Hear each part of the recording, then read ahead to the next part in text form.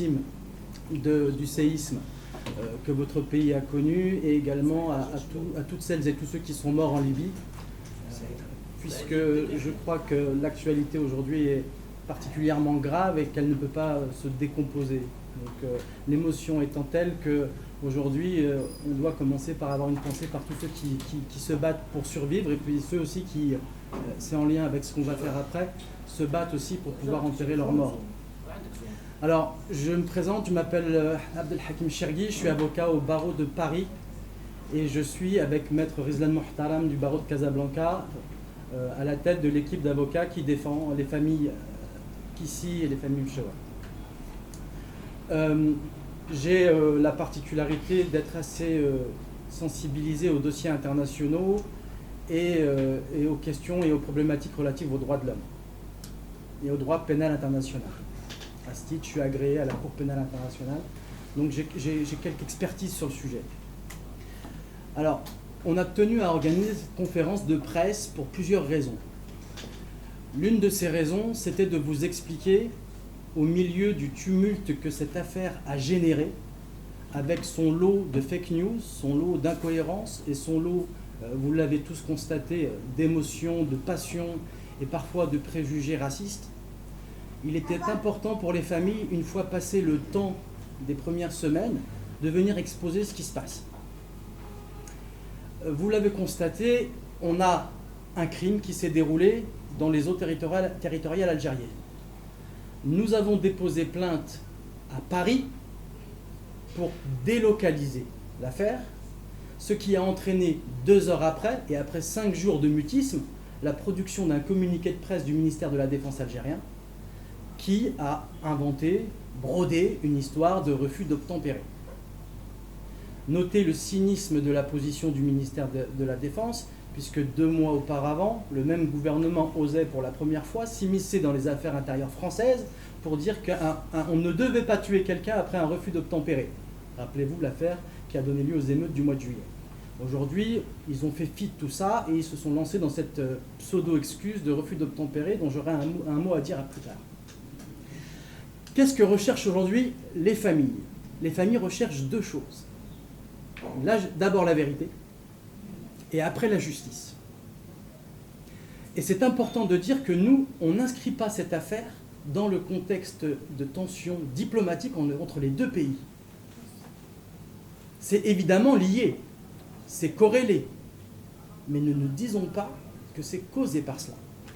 Et la quête des familles, ce n'est pas de résoudre un conflit entre États, entre le Royaume du Maroc et la République algérienne. Ce que les familles recherchent aujourd'hui, et c'est tout à fait légitime de leur part, c'est d'abord une quête de vérité. La vérité a commencé à poindre dans ce dossier, notamment avec le communiqué du ministère de la Défense algérien. Mais cette vérité-là, elle n'est pas suffisante. Et dans un second temps, viendra le temps de la justice. Alors, voilà quelle est la stratégie. La stratégie est d'abord d'amener les États à se positionner sur des faits. Raison pour laquelle nous avons saisi le procureur de la République de Paris, qui a ouvert une enquête. Nous savions très bien que les relations entre le Maroc et l'Algérie étant rompues, que nous ne pourrions pas compter sur une entraide entre ces 2 pays. Donc nous avons décidé d'utiliser la binationalité de Bilal Kissi pour pouvoir offrir la compétence française afin que la France utilise un instrument technique qui s'appelle la Convention d'entraide pénale entre les 2 pays qui date de 2016. Et c'est ce qui s'est passé. Le procureur de la République de Paris a ouvert une enquête, qui est une enquête miroir par rapport à celle que le parquet d'Oujda a déjà ouverte, alors que le parquet algérien n'a pas ouvert l'enquête, ce qui a du sens. Et dans la première semaine, les autorités françaises, dont il faut saluer l'investissement dans ce dossier et la célérité avec laquelle ils ont travaillé, ont envoyé les demandes d'entraide internationale à la fois au Maroc et à l'Algérie dans la même semaine. Je n'ai jamais vu ça. Maintenant, évidemment, la question de la vérité se pose. La question de la vérité se pose, pourquoi? Parce que on n'a pas forcément des versions contradictoires. On a une version qui est incohérente. celle de la République algérienne et du ministère de la Défense. Pourquoi? Parce qu'en se défendant, il s'accuse. Parce que en droit international, et particulièrement quand on se réfère au texte onusien, et notamment un certain protocole qui est à destination des responsables de l'exécution des lois, c'est comme ça qu'il s'appelle, vous avez des règles à respecter. Vous ne pouvez pas tirer sur quelqu'un lorsque vous êtes, vous, un policier ou un fonctionnaire de police ou un militaire, sans qu'il y ait un rapport de stricte proportionnalité. L'usage de la force létale n'est possible, n'est permis en droit international comme en droit algérien, uniquement si vous êtes en danger, et en danger de mort. Or, je rappelle que dans cette affaire, nous avons affaire à des jeunes gens qui sont en short, qui sont en vacances sur des jet skis. Et que nous dit le communiqué? Ils auraient soi-disant adopté une attitude dangereuse quand? Après qu'ils aient refusé d'obtempérer, autrement dit quand ils prenaient la fuite. Donc s'ils eussent été dangereux, ils l'auraient été pour eux, et non pas pour les militaires qui ont tiré. Donc à la lecture même du communiqué et des faits qui sont posés, on voit très bien que la version de l'Algérie ne tient pas, et que le crime, qui en droit s'appelle une exécution extrajudiciaire, est parfaitement caractérisé, de l'alpha à l'oméga. Il n'y a pas de doute. Je vais même plus loin, parce que la question me sera certainement posée après, mais qu'est-ce qui peut expliquer que des militaires décident de tirer sur des civils désarmés comme ça, sans raison? Alors, je vais éluder d'un revers de manche, d'abord une des premières fake news, que ces jeunes gens seraient des membres d'un trafic de stupéfiants, ou d'un trafic d'armes, ou d'un trafic d'êtres humains. Comme c'est d'ailleurs sournoisement suggéré par le communiqué. Non.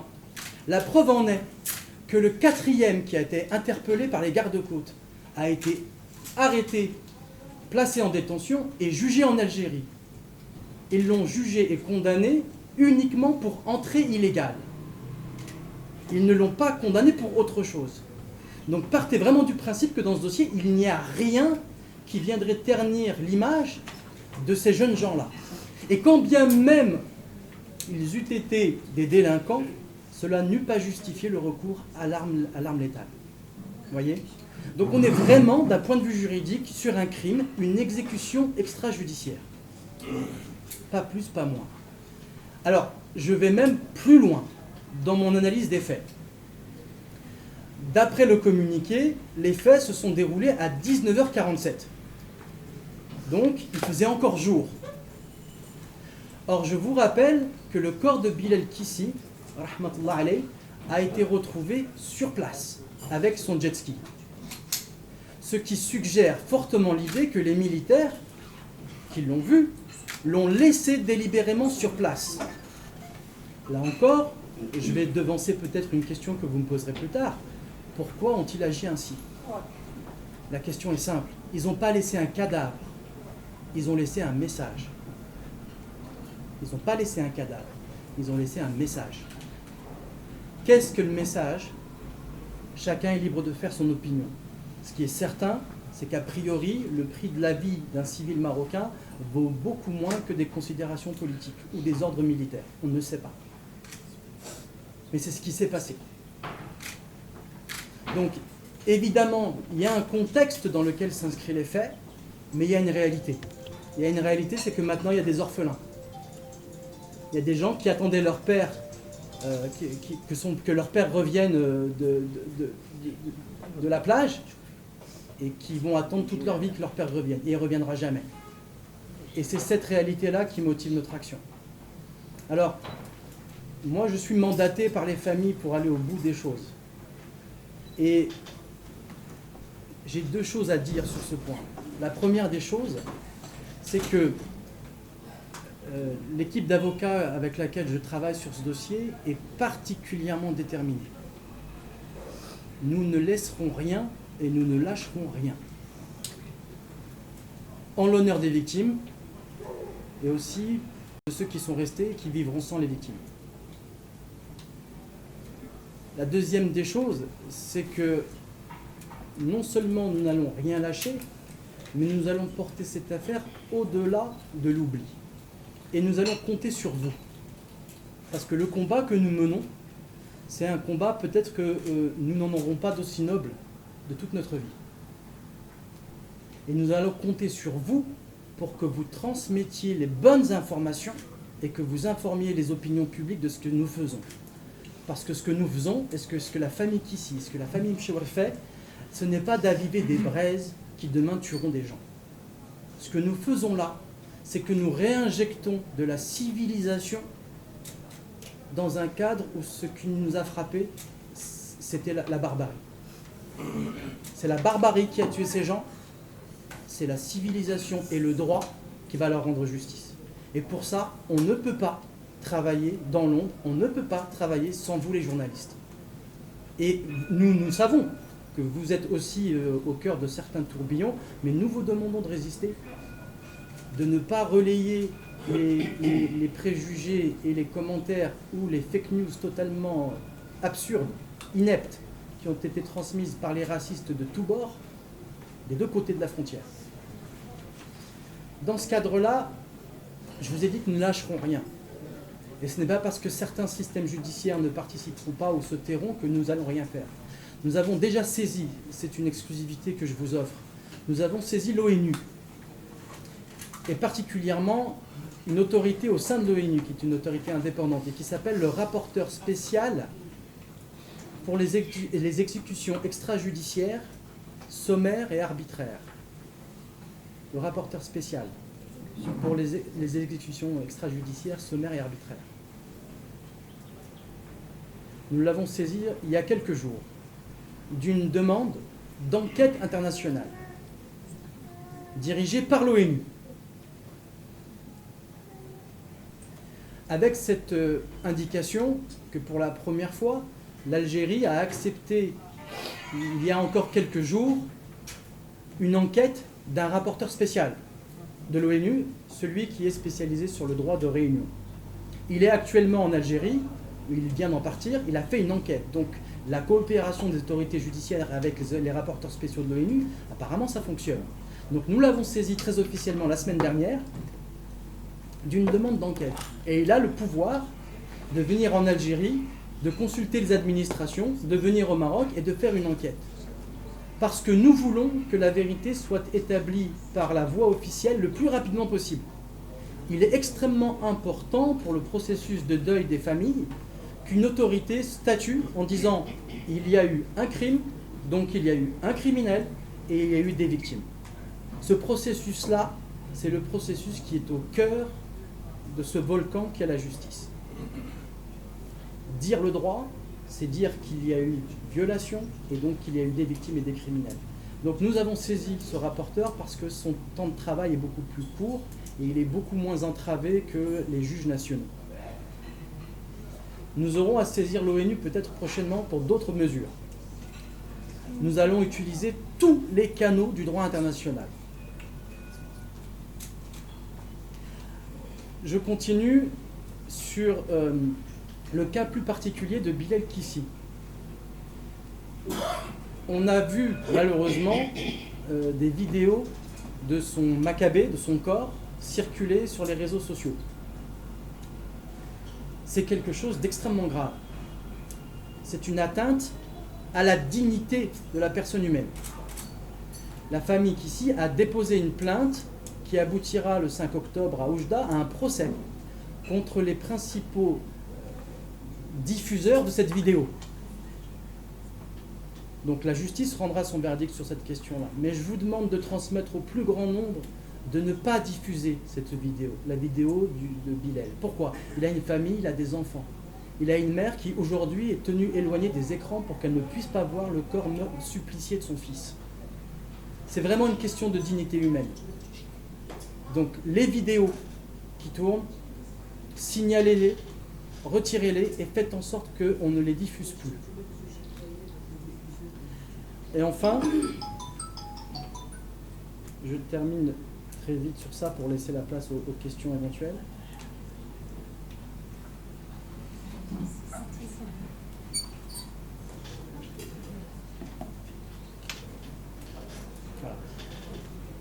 Donc, pour terminer, voilà la stratégie, vous avez compris. Nous ne sommes pas des acteurs d'un conflit international. En revanche, nous allons utiliser le droit international pour établir dans un premier temps la vérité, puis dans un second temps la justice. Et nous comptons évidemment sur le soutien de tout le monde, parce que vous l'avez compris, ce n'est pas un crime de droit commun, c'est un crime politique. La réponse, ce n'est pas seulement la famille et les avocats qui allons la porter, c'est toute la société, et la société internationale qui va la porter. Que ce crime, s'il devait être couvert par les autorités algériennes, soit l'équivalent de Lockerbie en Libye. Qu'on ne laisse pas passer cela. Et je le dis en ayant moi-même des racines algériennes. Qu'on ne laisse pas passer ce drame. Que personne n'oublie que des jeunes étaient venus de France passer des vacances et qu'on leur a tiré dessus à l'arme lourde, sans aucune raison. Et que ça laisse des familles endeuillées et un traumatisme dans la population. Il y aura un avant et il y aura un après. Il appartient à nous de faire en sorte que cet après soit à la hauteur du sacrifice de ces martyrs. Voilà.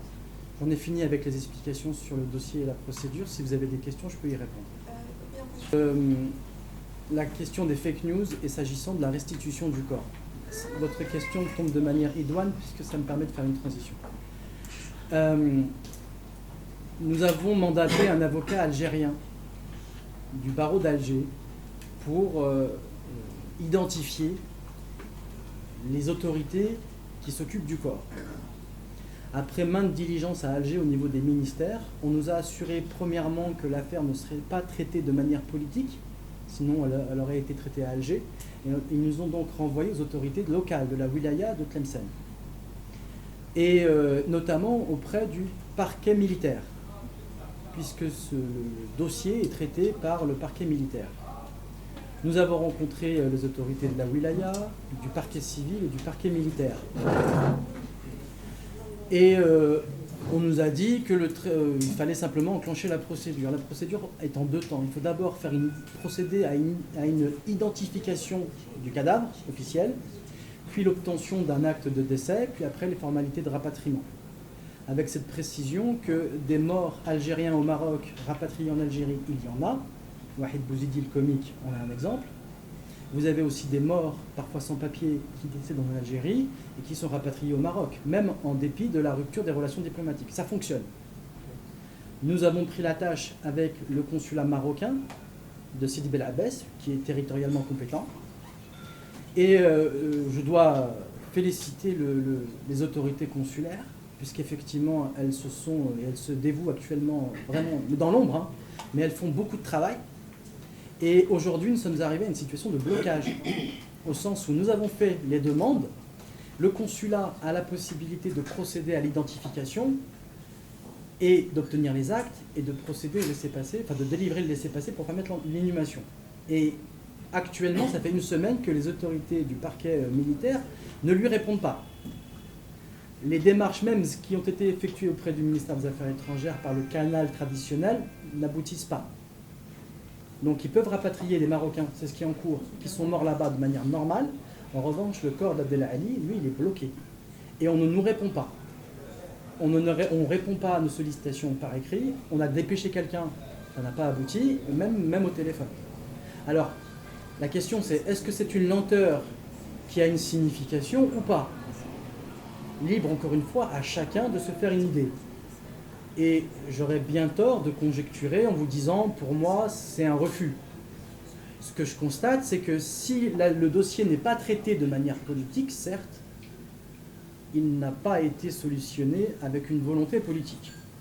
Et aujourd'hui, le drame, c'est que nous sommes, placés dans une sorte de couloir de la mort, au niveau psychologique, dans le sens psychologique du terme, puisque nous avons notre proche qui est décédé, nous ne l'avons pas vu, donc pour moi la mort est juste théorique, et on a besoin de ce processus humain d'identification et de mise en terre. Le rite en lui-même, on en a besoin.